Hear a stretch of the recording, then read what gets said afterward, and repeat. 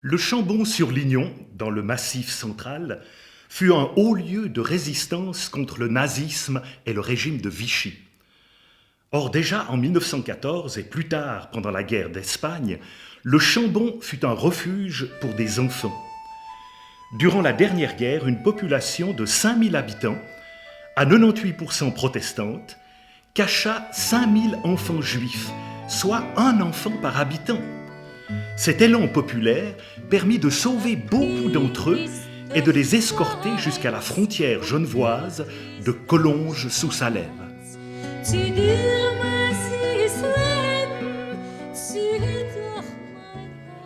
Beaucoup de chrétiens, au Chambon-sur-Lignon, considéraient comme un privilège de risquer leur vie pour sauver des Juifs.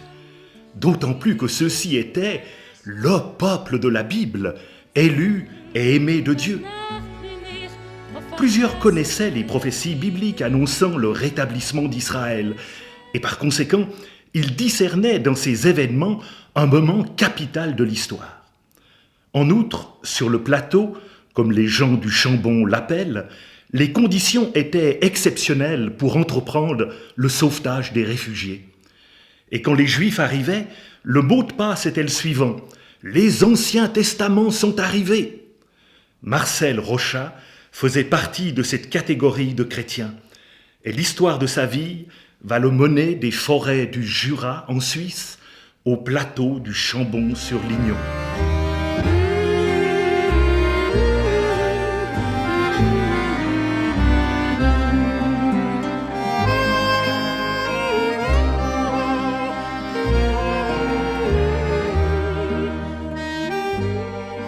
Mais qui est Marcel Rochat?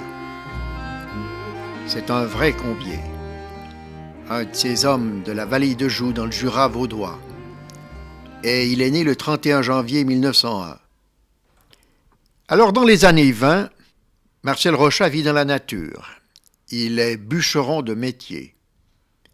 Et cependant, de bonne heure, il décide de consacrer sa vie à une vocation pastorale. Alors, à 27 ans, en octobre 1928, il quitte le domaine familial de la vallée de Joux pour suivre l'école biblique de Nogent-sur-Marne.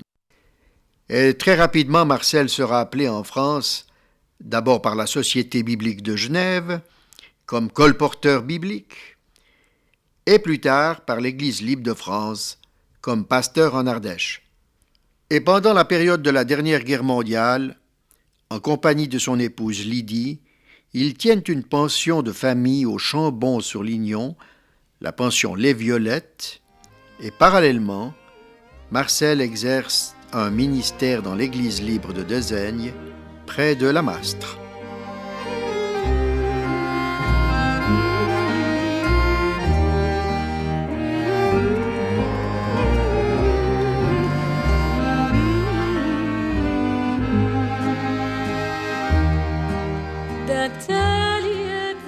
La foi chrétienne de Marcel Rochat était profonde.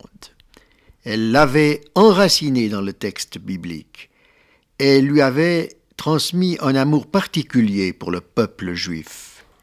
Et c'est la raison pour laquelle, quand la guerre éclate, avec son épouse, ils vont accueillir et même cacher des réfugiés juifs dans cette pension des Violettes.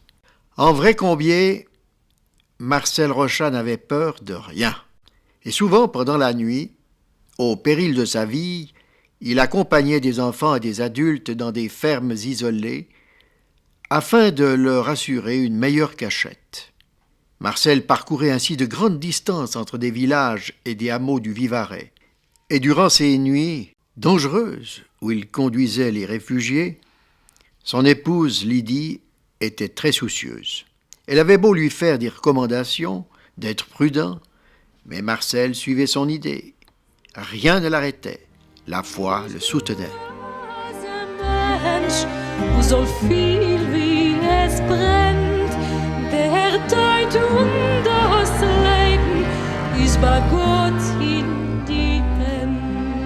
Marcel Rochat est aussi un juste des nations.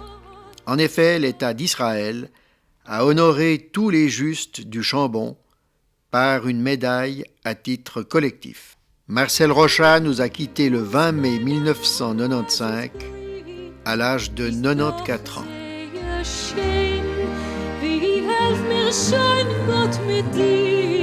Zu der Krippe zu gehen.